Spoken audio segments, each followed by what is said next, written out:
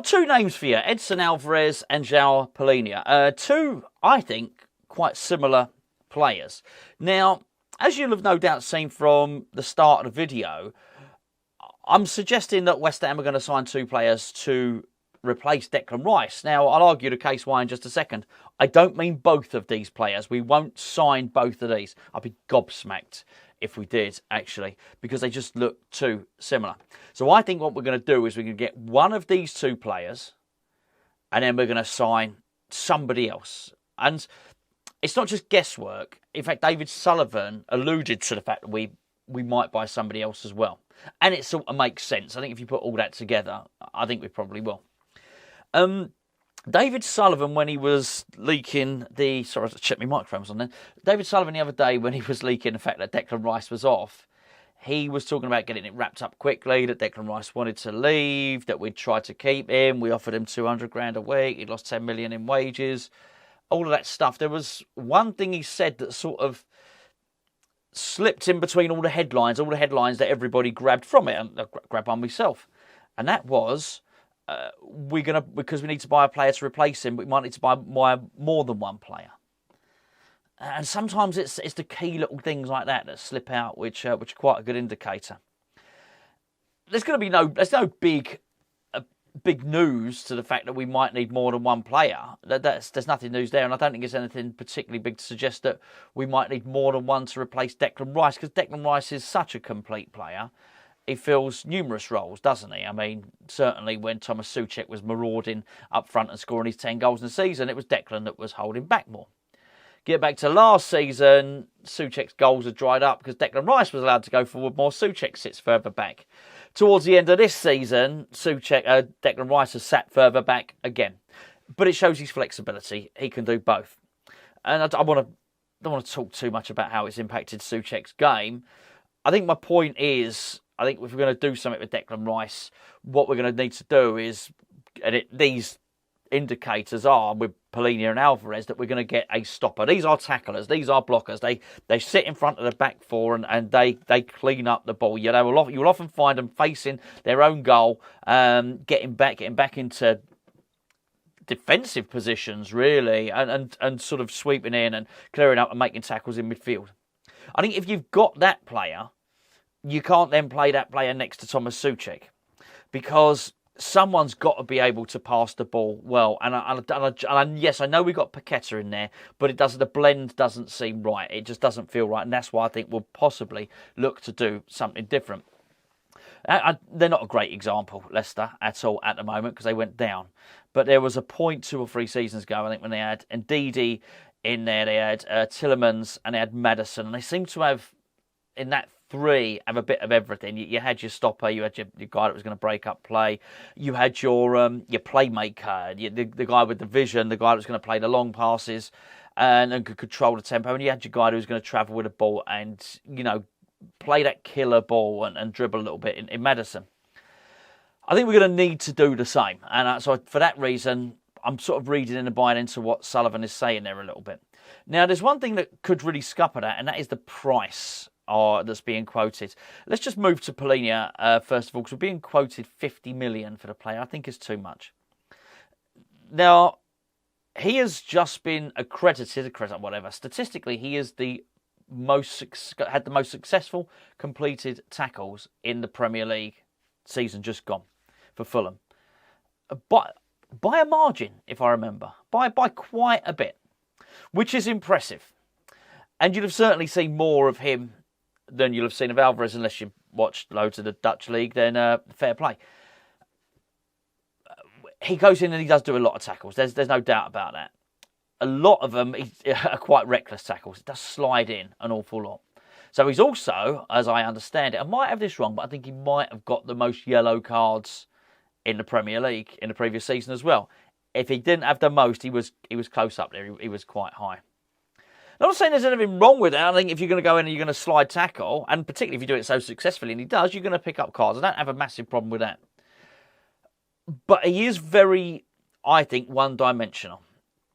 He's not like Declan, who's going to get assists, who's going to take free kicks. Declan scored some really great goals this season that you're not getting that all-encompassing player that can then travel with the ball as well. That's the thing about Declan. He can do the tackling, can do the interceptions, can move in, look comfortable at centre-back if he's got to drop down there, if one of the defenders has been marauding up front. But he can also dribble really well. He's also got a decent enough turn of pace. He can pass really well. Started to really develop his passing with his left foot as well. He started to get goals. There were a lot of facets to his game. So for Fulham to be asking, well, Fulham can ask what they want. I don't blame them. If they want to keep him, they should be demanding what they want, just as we should be demanding what we want for Declan Rice. But 50 million seems a little bit steep for a one-dimensional player, albeit very good. The league's best at doing what he does. Let's say that at least. He's also 27. I think that's great. There were times last season, I think particularly when Moyes had his little juggle around, when there were the age profile of the squad was quite high. Maybe he will reduce that down. I'm speaking as if Moyes is remaining in charge.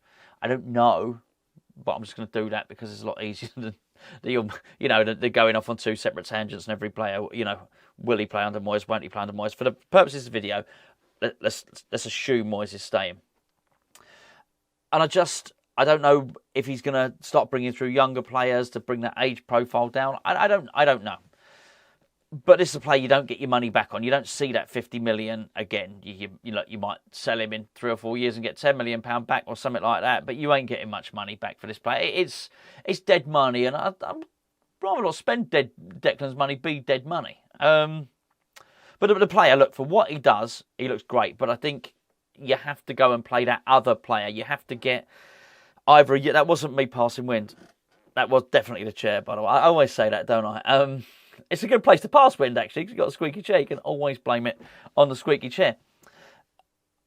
I don't necessarily think we have to have a playmaker in the Tielemans mould. I wouldn't mind an athlete in there, actually. I think that's something we're going to miss out on. I do think if you were to have someone like Palhinha and Thomas Souček in central midfield, the midfield is going to be painfully slow. So, yeah, I mean, that's why I liked the kid Musa from Villarreal, wasn't it? The USA international. Liked him. He would bring a good bit of athleticism and sort of, they call it break the lines these days. I think he'd be pretty good. Moving on to Alvarez. Alvarez is 2 years younger, so Alvarez is 25. Mexican, no Premier League experience at all. But he looks a little bit more complete as a footballer. A little bit. I mean, they're very similar in a way to go about their business. Funny enough, also likes another slide tackle, a good recovery tackler. Both of them are, actually.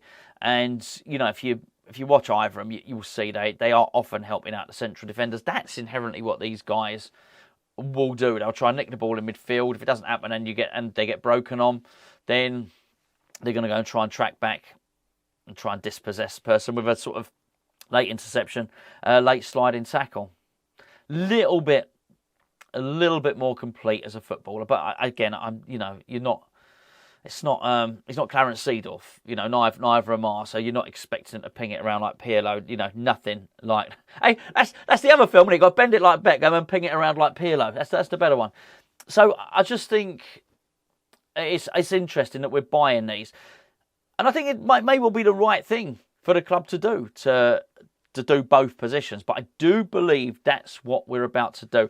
The other little twist in the story is that Aston Villa are apparently also looking at Palhinha. Now, actually, Aston Villa have also just announced a signing of Youri Tielemans.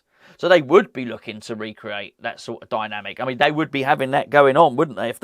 If Buendia really flourished next season, then you would be looking at Palhinha, you'd be looking at Tielemans, and you'd be looking at Buendia, and you'd be looking at something approaching that, what I thought as a lovely balance of the midfield there.